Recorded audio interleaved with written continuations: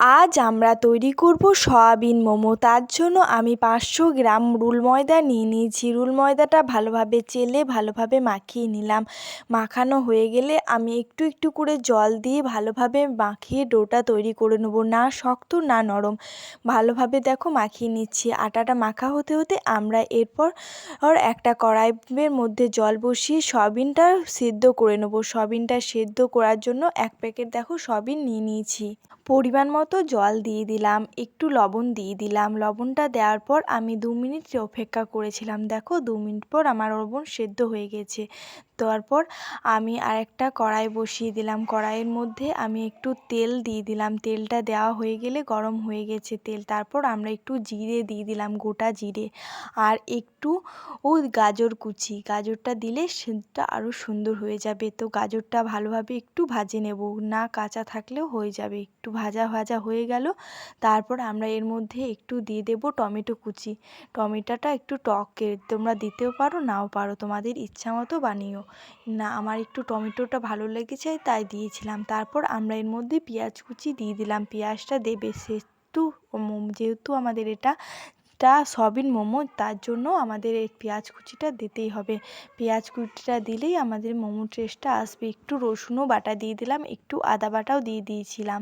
তারপর দেখো ভালোভাবে নাড়িয়ে চাড়িয়ে আমরা পুরটা তৈরি করে নিচ্ছি। এরপর আমরা ভেজে রাখা আমরা সয়াবিনটা মিক্সিতে পেস্ট করে নিয়েছিলাম, সেটা তোমাদেরকে দেখিয়ে, ভিডিওটা অনেকটা বড় হয়ে যাবে বলে। তো দেখো আমাদের সয়াবিনগুলো কুচানো হয়ে গেছিলো। সয়াবিনের পেস্টটা আমি দিয়ে দিলাম।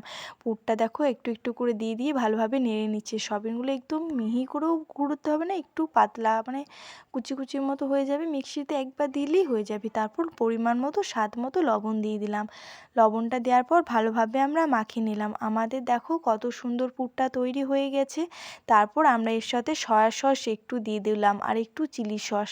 তারপর সসটা দেওয়ার পর একটু গোলমরিচ গুঁড়ো দিয়ে দিলাম। গোলমরিচটা দিতেও পারো, নাও দেবো, ঝাল পছন্দ করলে দেবে।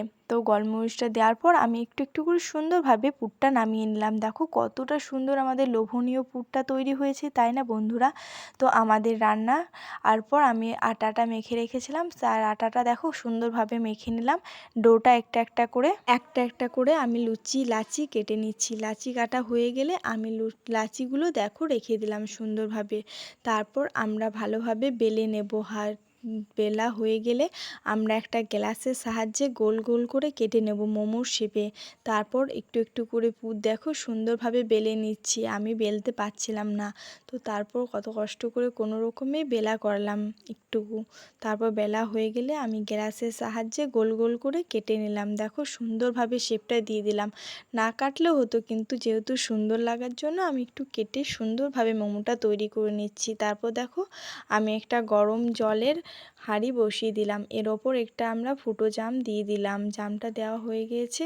তারপর একটু তেলও ব্রাশ করে নিলাম। তেল ব্রাশ করা হয়ে গেলে একটা একটা করে মোমোগুলোর শেপ দিয়ে তৈরি করে রেখেছিলাম। তারপর দেখো মোমোগুলোও দিয়ে দিলাম। তারপর মোমোগুলো আমাদের দেওয়া হয়ে গেলে আমরা নামিয়ে তারপর 5 মিনিট মতো সেদ্ধ করতে দিয়ে দেবো। 5 মিনিট মতো সেদ্ধ যদি না হয় আরও 10 মিনিট মতো সেদ্ধ করে নেব। সেদ্ধ হয়ে গেলে আমাদের দেখো মোমোর তৈরি। আমাদের ভিডিওটা কেমন লাগলো? এতক্ষণ যদি কেউ ভিডিওটা আমাদের দেখেছো, তাদেরকে অনেক অনেক ভালোবাসা আমার তরফ থেকে।